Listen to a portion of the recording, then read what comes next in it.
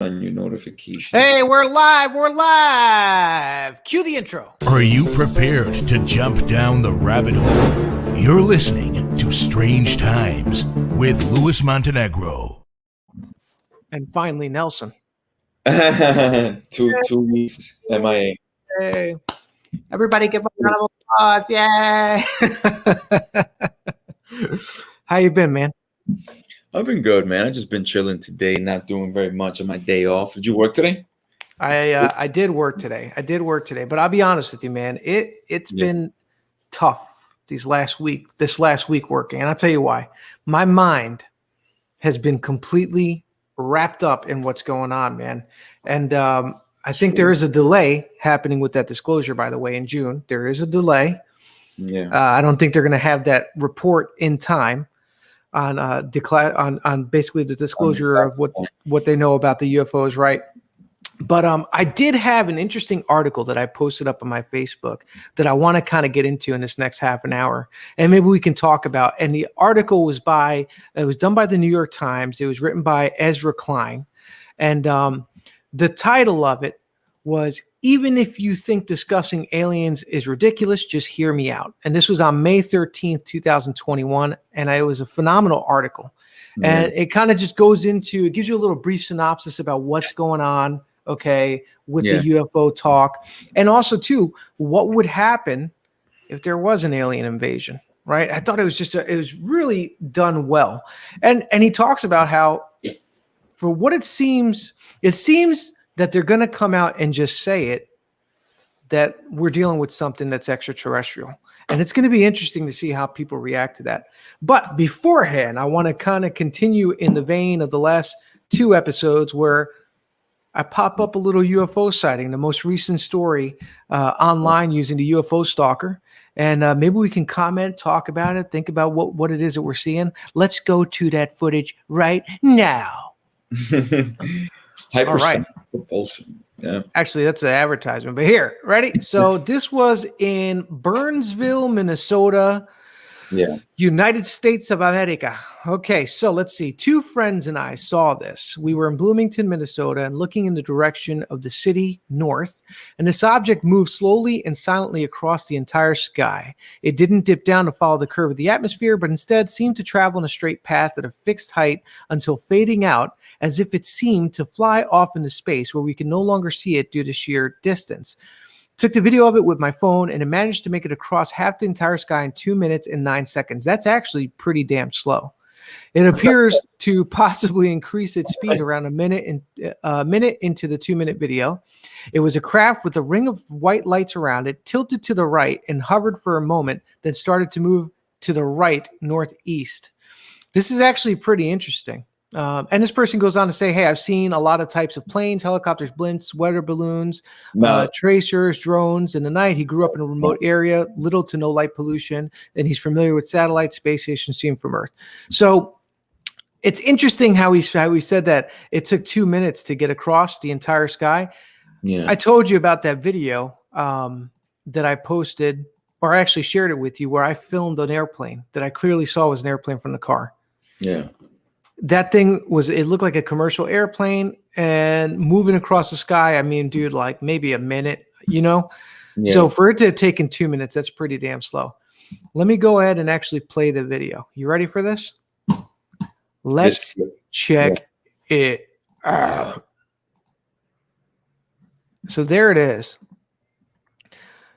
Now, dude, from what you saw when I zoomed in on my iPhone camera, the plane that I saw was right in front of me, and it looked like a little dot on the iPhone camera.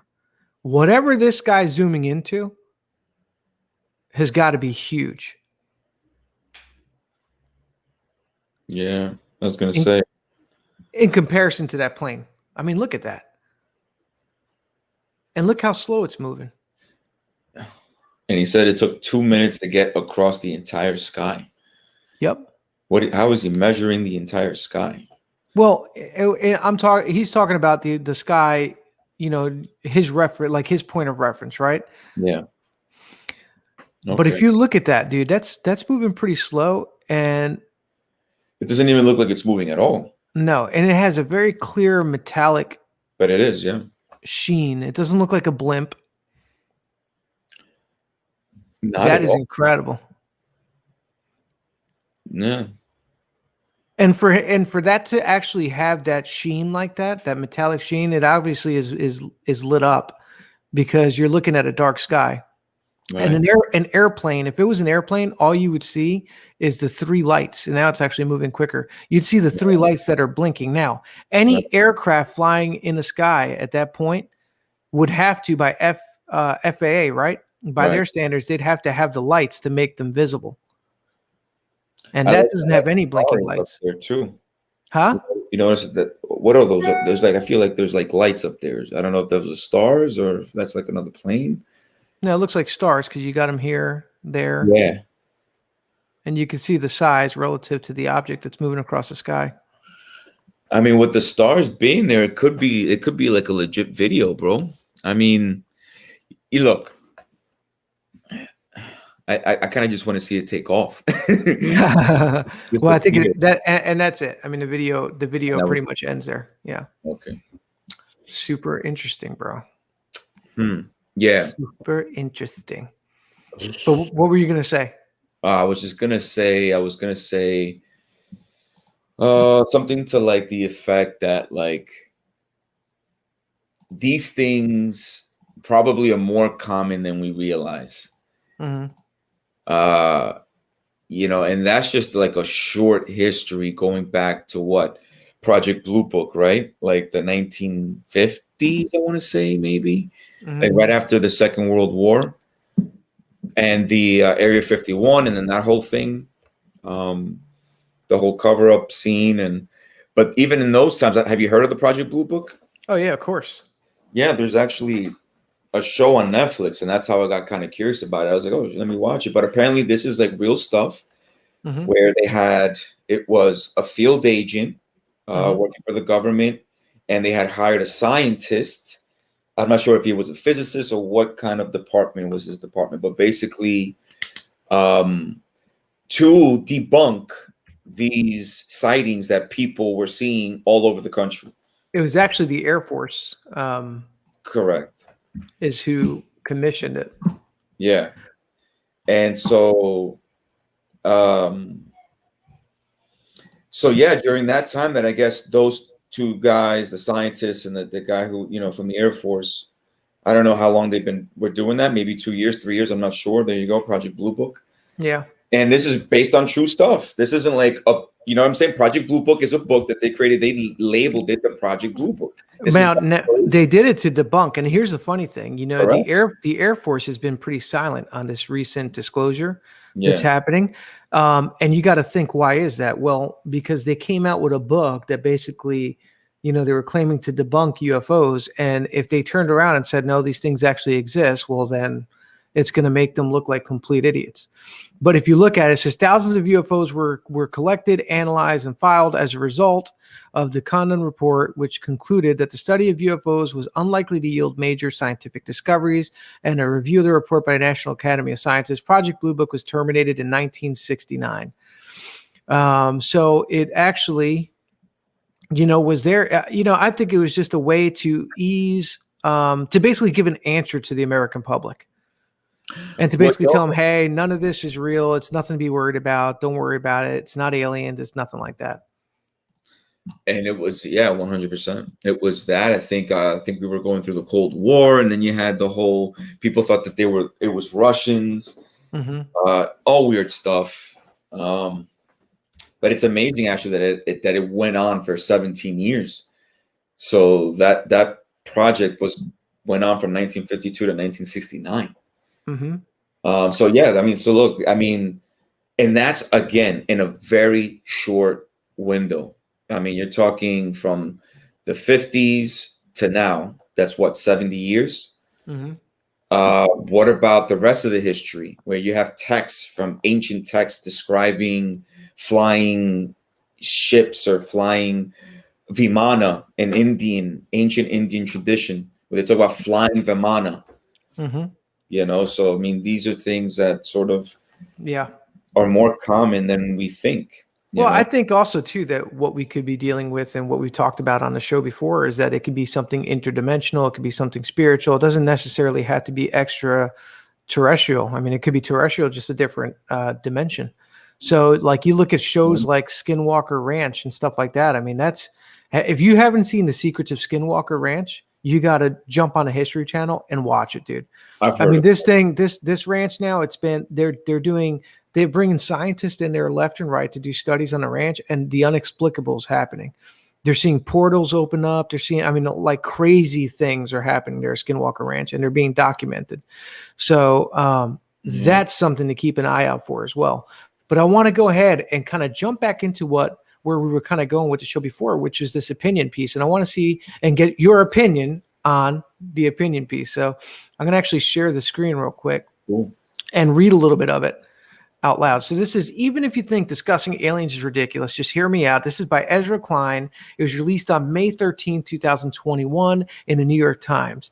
And here's what Ezra says, the most curious subplot in the news right now is the admission at the most senior levels of the United States government that the military services have collected visuals, data, testimonials, recording flying objects that they cannot explain, that they are investigating these phenomena seriously, and that they will, in the coming months, report at least some of their findings to the public, right? Keyword some.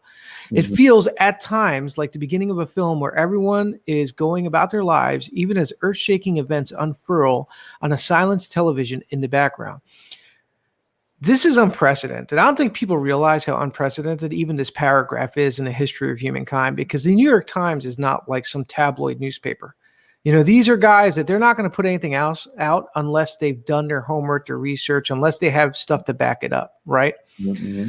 Second paragraph.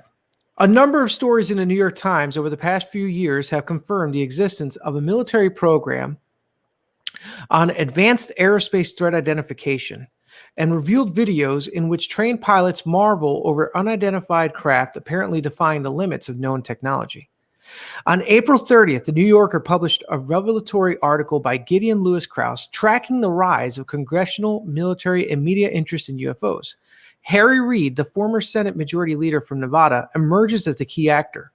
In the middle of his decade-long career in government, he pushed to fund these investigations, and since retiring, he's been relentless in voicing his conviction that the military has information on UFOs that the public deserves to know.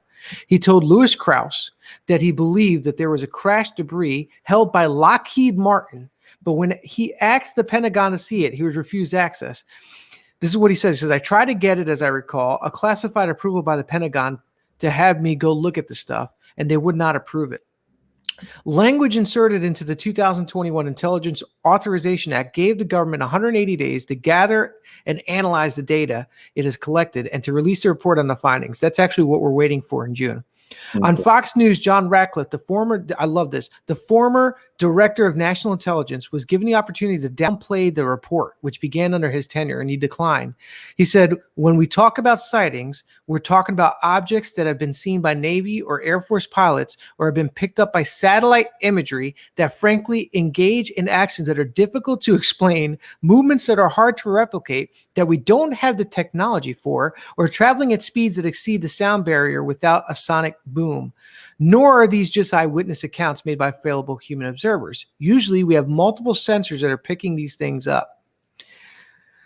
Well, I got to finish this paragraph because this is like, it's mind-blowing as you continue to read this. Perhaps Ratcliffe, a former member of Congress whose sole stint in intelligence came at the tail end of the Trump administration, is simply hyping his work. But that does not explain why our former CIA director, John Brennan, said in an interview with economist Tyler Cowen that some of the phenomena we're going to be seeing continues to be unexplained and might in fact be some type of phenomena that is the result of something we don't yet understand, that could solve some type of activity.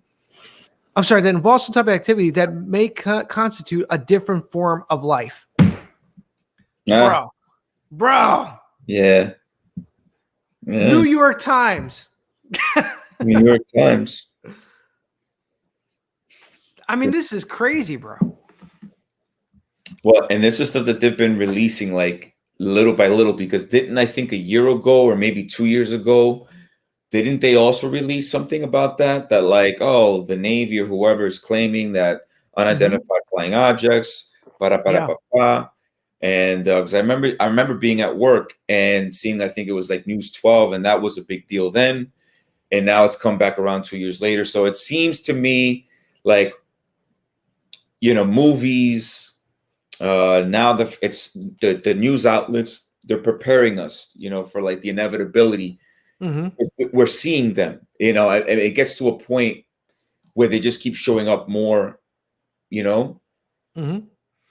more, well, maybe not more and more and more in terms of like quantity, but like, well, it's just like, it seems like they're prepping us for what it is to come, right? There was actually, I was watching a documentary by Stephen Greer. It was called Unacknowledged.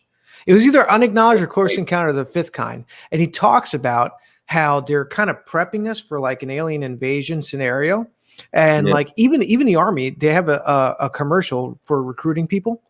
And in that commercial, like in the background, you can see one of the posters. It says, "We defeated the aliens." And it was talking about their space program. So like little subliminal things like that. So it's not something that I would actually put past them. But this letter right here that I have on the screen right now, this is from Luis D. Elizondo. He worked on ATIP, which is that Advanced Aerospace Threat Identification Program with the Pentagon. And I think this is one of the catalysts to kind of start this whole disclosure process. This is his letter of resignation with the Pentagon. Check this out, because in the body of it, it kind of really, I think this is kind of what set the spark. Listen to what he said in his resignation letter. And this guy was in charge of collecting that data, right? Of collecting the data from the UFO sightings from the military themselves.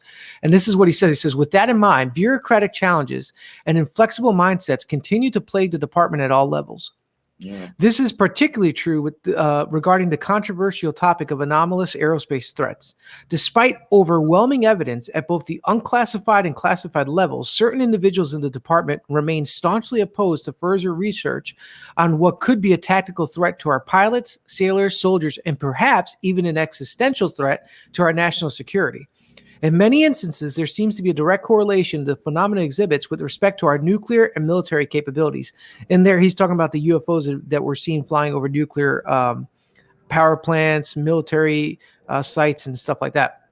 Yeah, the department must take serious the many accounts by the Navy and other services of unusual aerial systems interfering with military. They were interfering with military weapons platforms, basically shutting them down, and displaying beyond next generation capabilities.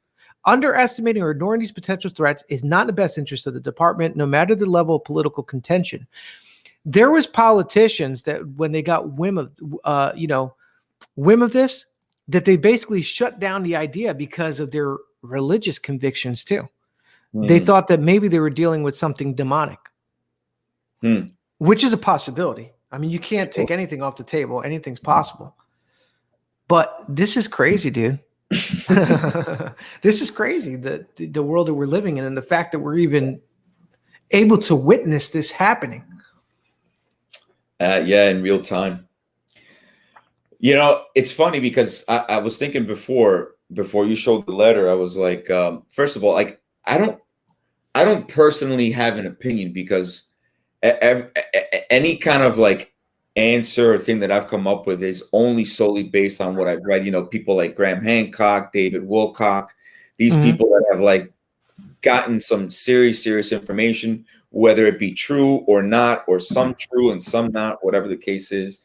So they're like my informants. So I really get most of. So I don't personally have like an opinion. I just wanted to clarify that.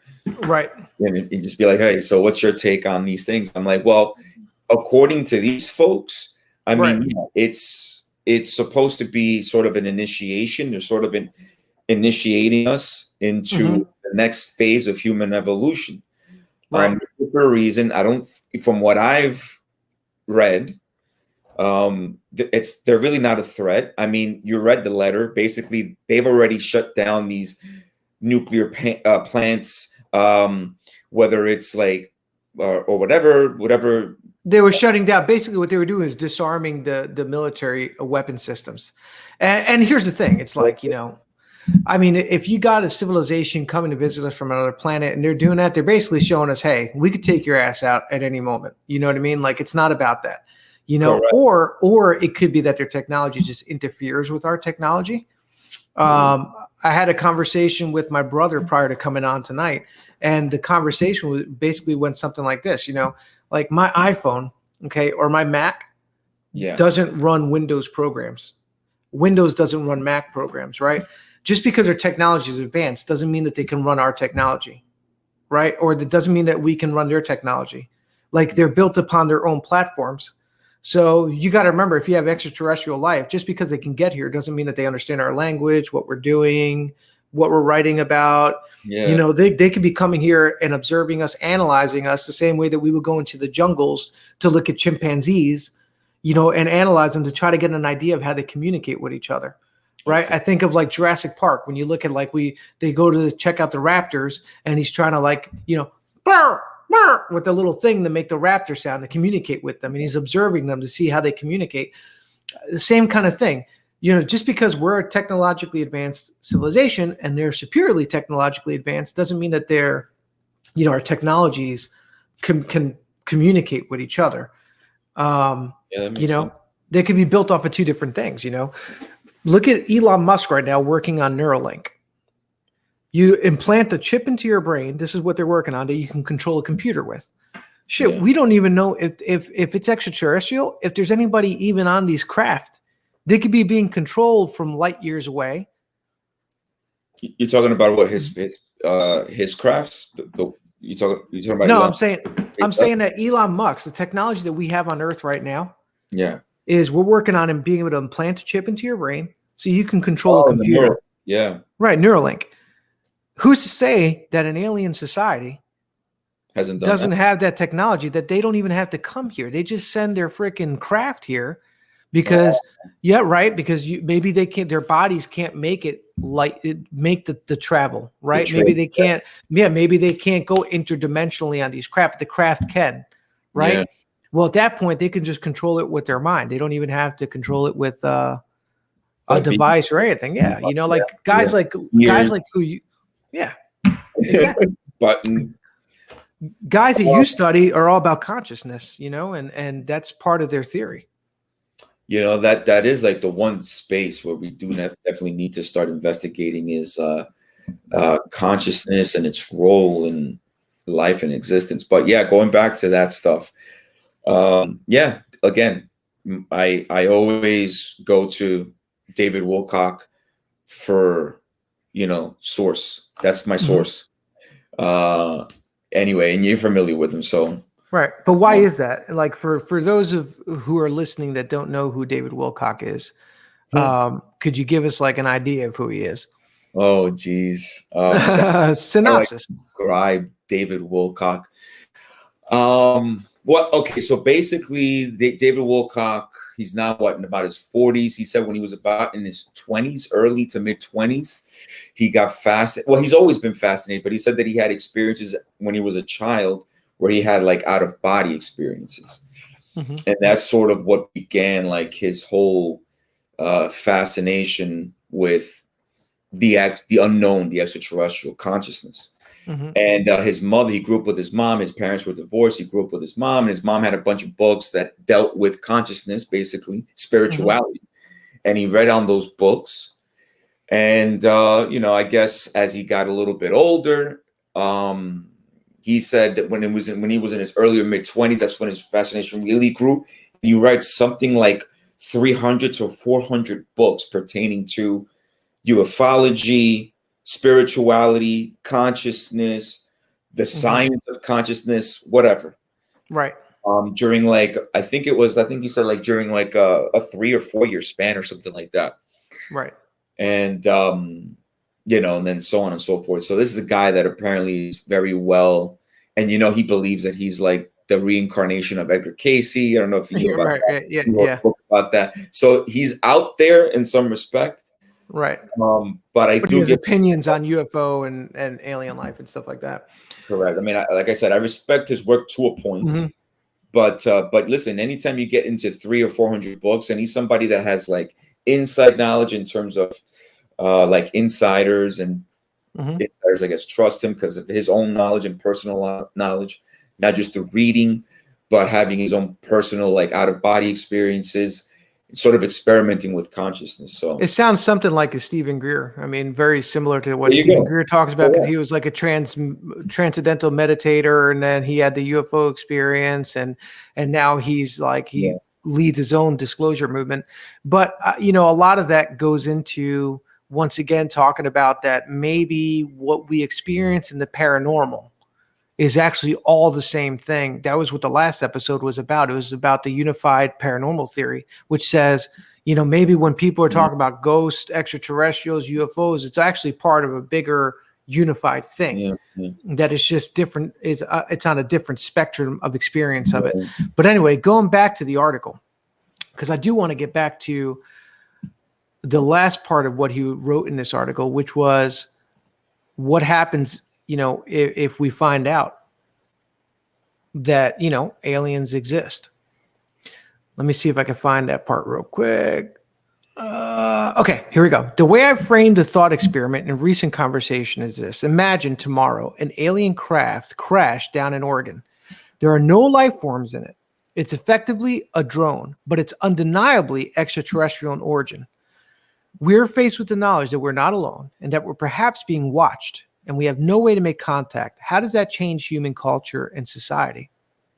And this is where the article, I think, got really interesting. This is one immediate effect, I suspect, would be the collapse in public trust. Decades of UFO reports and conspiracies would take on a different cast. Governments would be seen as having withheld a profound truth from the public, whether or not they actually did.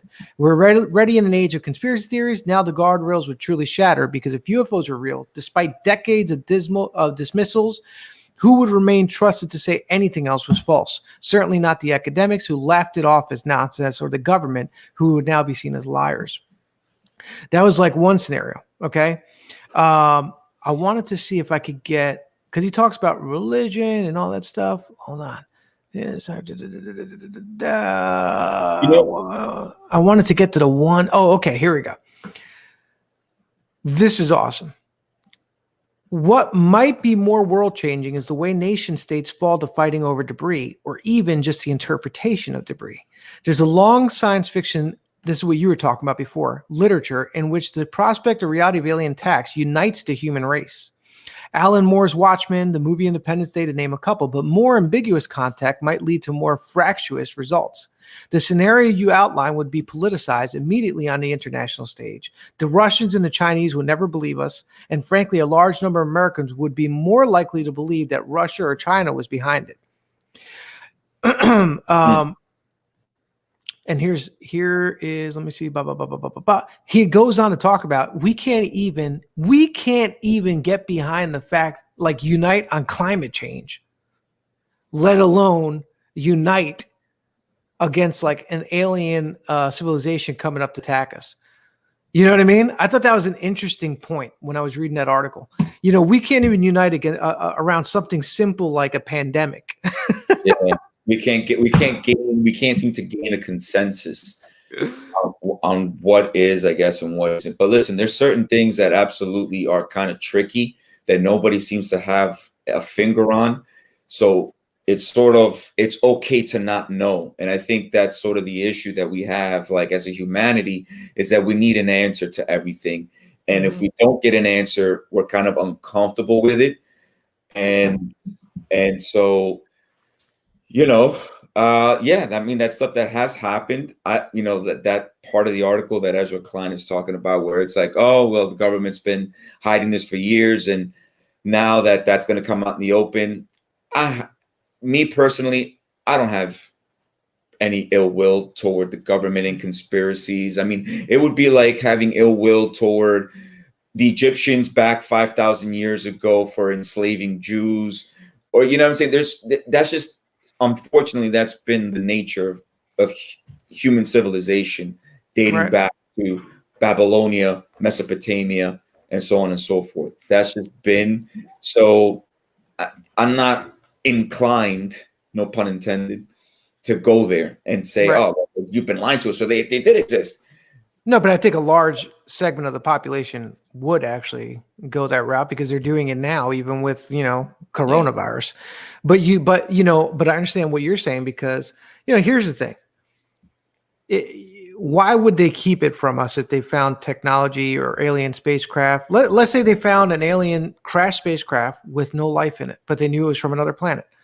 If that's the case, one, if they tell us, what they're basically saying is, hey, we got something that we don't know what it is. We don't know how it works, and we cannot protect you from it. Yeah. And their sole job as the government is to protect us. That's why we have the Air Force. That's why we have the Navy. That's why we have the Army. That's why we have the Marines. Their job is to protect the American people.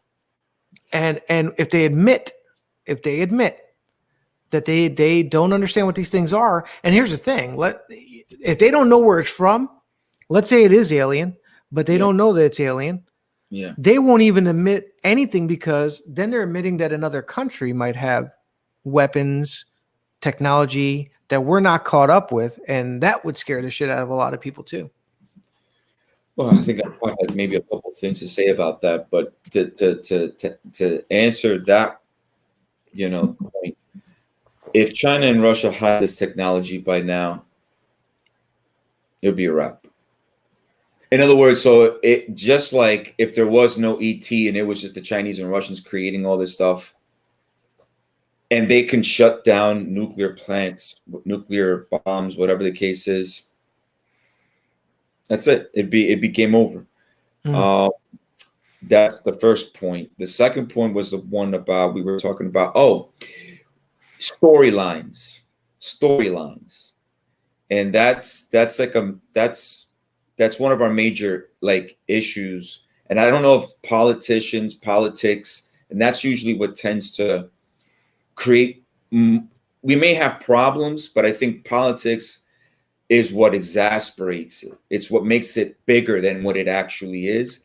And I think if politics can find a way to get their stuff together. What do you mean by storylines? In other words, the storyline, we need to create a new storyline. We need to create the narrative that they're telling us. Narrative about human, like you see with Elon Musk, whether it's creating the electric vehicle, or what you see what Bitcoin is doing for the economy, or you see what he's doing with SpaceX, that now SpaceX and NASA are working together. Those are new stories that we're beginning to build. I get it. There's threats, especially China, economically, technologically. And so, and I don't think, and maybe in some way there could be a threat. I don't know enough about this to get, some people might want to say, hey, but it's China and you got to be against China. Yes. And then part of me feels like, no.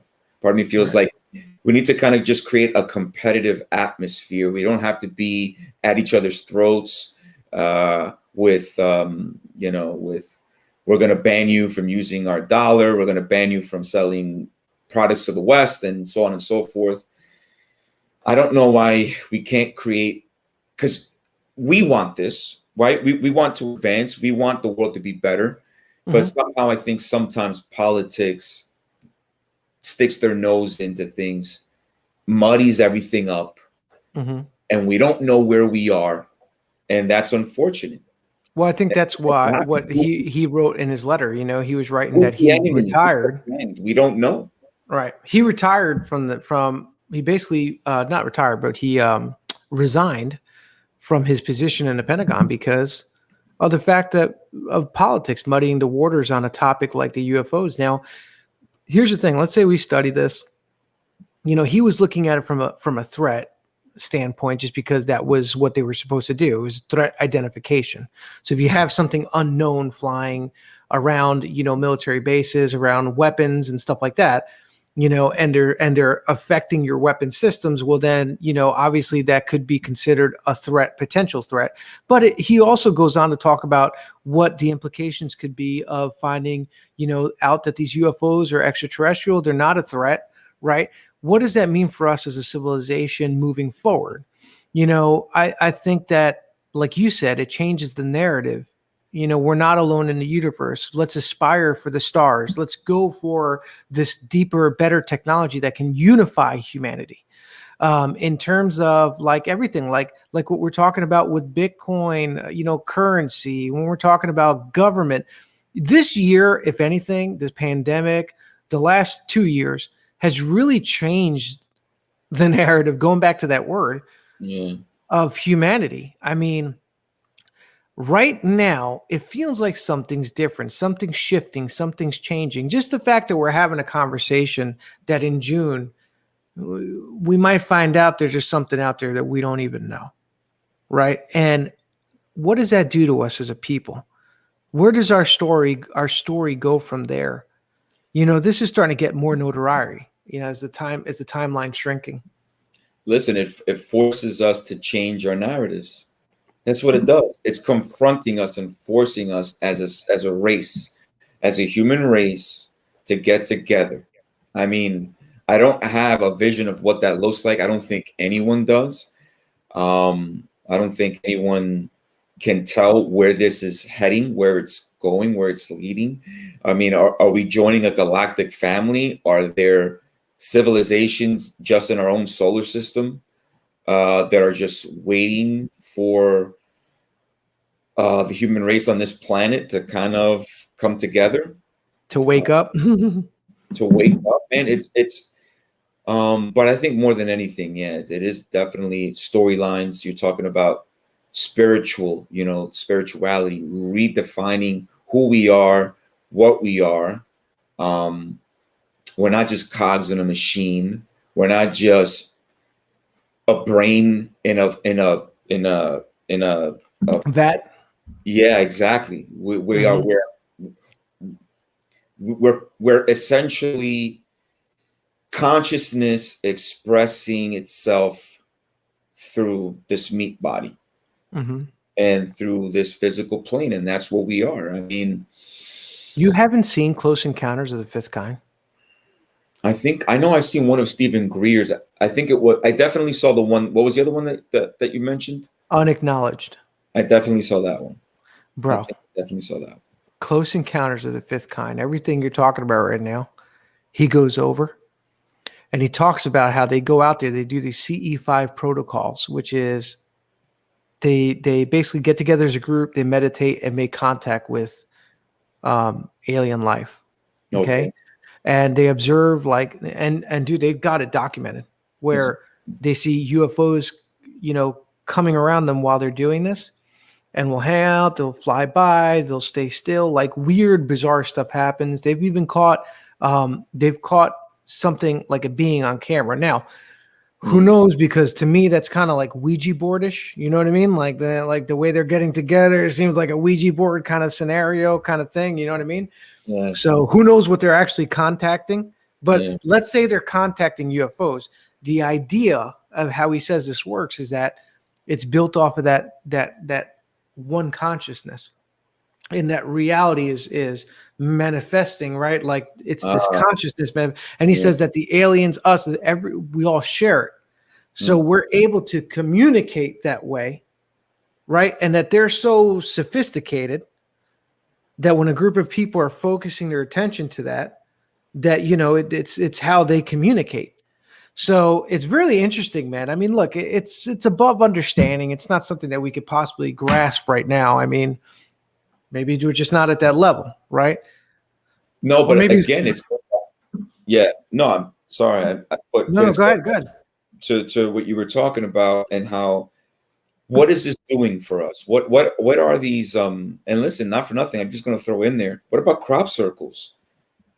That's an interesting little subject in and of itself. He said that they would do the CE5 protocols, and crop circles would appear.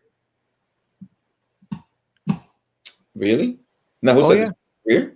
Stephen Greer. Yeah, he said they would do the CE5 protocols, and the crop circles would appear.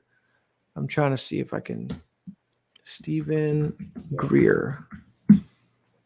Let's see. Crop circles. there's some interesting folks on these subjects. That guy, I don't remember his name. He's been on the Joe Rogan podcast. He's an author. He's a filmmaker. That he does whatchamacallit. He's a guy that on his own. Yeah. Jeremy Corbell. Jeremy Corbell, bro. I mean, there's some leading experts in this field that are legit people. Legit. And here's what I mean by legit. They legitimately have our best interest. In other words, if they smell bullshit, they'll call bullshit. Right. You know what I mean? Like, those are people that I really respect. Like, they will spend days contemplating, weeks contemplating any information that they get their hands on. It's not just going to be like, oh man, are you serious? Or let me go wrong with that. They literally spend so much time contemplating that, sort of bouncing off of other people as well, and bouncing the information off of other people and see what's real and what isn't, man. And these are. But anyway, yeah, going back to that, they're leading experts in these fields. These are the kind of people that we kind of need on the forefront of this. This is his website, seriousdisclosure.com. Yeah, I'm about to go send him some money right now. But you see how it's spelled like that? seriousdisclosure.com. That sounds familiar. All right, now he has a tab there called evidence. Yeah. And if you click on it, you got a whole bunch of witness testimony. They got government documents. They got all these different documents, witness testimony, all that stuff. Okay. Yeah. Official Chilean UFO study, photo, video evidence, CE5 photos and videos. They got a bunch of stuff. How about that new energy? Check this out, bro. Yeah. You ready for this? Sure. Let me see if I could pop this up. See if you can enlarge it. Yeah. Okay. I'm going to try to see if I could do. Well, I don't want to take up the whole. Let me see what happens when I do this. Can you see it on the whole screen? Yeah, I can. Yeah. All right, bro. This is during one of their CE5 protocols. Okay. Okay. You tell me what you make of this. This is word of the day. What I'd like to discuss now is an overview of the consciousness. This is in Vero Beach. Yeah. Phases. Crouch down and look, because you'll block. Watch Whoa, this. just don't pop stand too up, much. please. Crouch down and look, because you'll block our cameras. Wow. Those behind me may move and stand up. Okay, that you see that color? Yeah. That's not a plane. No. Oh no.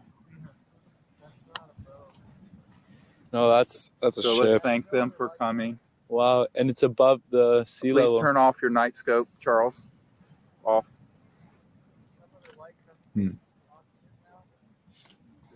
Someone's infrared or whatever. Yeah, that's Charles. Oh, whoa. Oh, here they come. There are two. Whoever's right in the front, if you can kind of just stay low. They're like, get the hell down, you bastards. You can get on your knees in front Yeah. of you. Look at this, how gorgeous. Oh my goodness. Yeah. Okay, so I'm looking with the night scopes. There's no smoke. There's no trails. These are not flares. And Oh my okay, goodness. let's welcome them here. Oh, they're so They're- beautiful. They were waiting for us to arrive. Yeah. Whoa. Jacques, please photograph. Yeah, All okay. cameras should be filming. So connect to them in your consciousness and invite them here.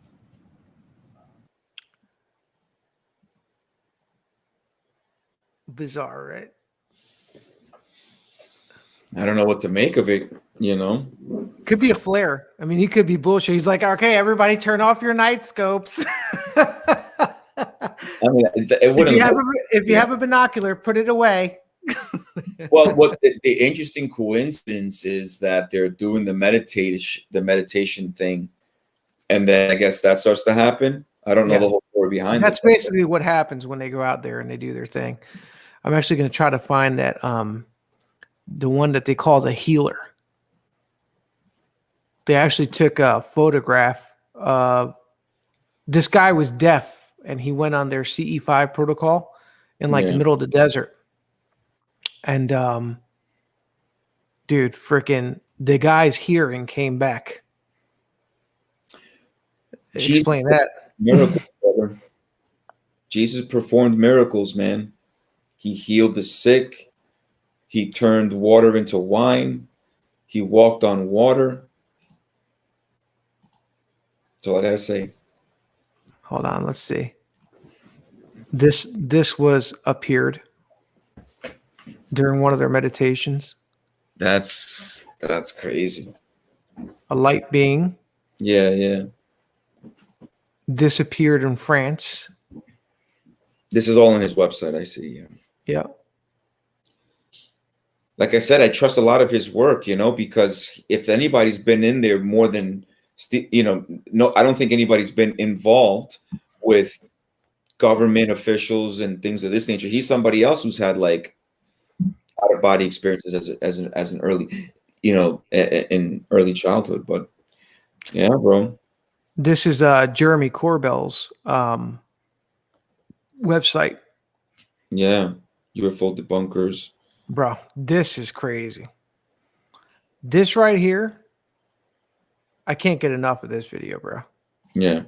This is what the Navy filmed. It was UFO, like pyramid-shaped UFOs. Yeah. That was that's going to be part of the releases that they've recently released. Yeah. This one here was, let me see. They had one called did you hear about the Tic Tac incident? That one's freaking ridiculous, bro. They said that craft shot up 80,000 feet and came down into the freaking ocean in like less than a second. Yeah. Picked up by like, not just, this is the thing, like that, like the New York Times article said, not just visual, not just people watching, that it was instrumentation picked this up. Picked it up. Oh, sorry. Our scientific technology picked it up too. Yeah. Crazy, bro. Anyway, man, you have anything you want to bring up before we end the cast for today? No, I'm just happy to be on, man. Thrilled, I'm hoping that these platforms, I'm hoping that this podcast can grow, man, because it is interesting times. So, yeah. So I'm hoping that we can start having conversations, and the internet is the best place to have these conversations. It's probably not the best. The workplace is probably not the best place for these kinds of conversations. Yeah, it tends to be there, right? Yeah, but so hopefully the internet becomes this sort of space for us, for you and me, for this podcast, and for others, that we can have great discussion and hell, bro, and help other people. Who knows, whoever's watching, and they get something, and yeah, it's our duty, bro. Absolutely. I want people that if you've had an experience, if you've seen something, if you've taken videos, photos, or anything like that, I want you to actually email the email that I posted below there. It says Lewis@pfhlab.com, Lewis@pfhlab.com. I want you to email me if you've ever had an experience, if you think you've had one. And it doesn't have to be about aliens. It could just be paranormal. I mean, we maybe talk about the same thing. And it's interesting regardless. So if you have any opinions on this and you want to be on this show, let me know. Go ahead and hit the subscribe button, turn on the notification bells, email me if you want to get on. I'll put you on. This is going to be a podcast open to everybody. And you know what? Eventually this thing's going to grow. I know it will. You know why? Because Damien likes fingers in his butt, and I always got to put that on the show at some point. So I got it right there. He likes getting probed. That's what he's probing. He's probing. A little Deo in the culo. But yeah, man. Thank you for being here again. And listen, man, come back. Here's the thing. I want us to get more knowledgeable on the topics as time goes on. We don't know everything, dude. We're just observing it like normal people off the street. But the more we kind of get into it, the more we're reading books about the subject. Cool. This is the Anunnaki, Hey, look, it man may be far out there, but the Anunnaki. The Anunnaki. Let's get to know this stuff, Like, dude, come on next time. You could be the research some more that David Wilcock said. There's something you want to talk about? We'll talk about it. I think this is the type.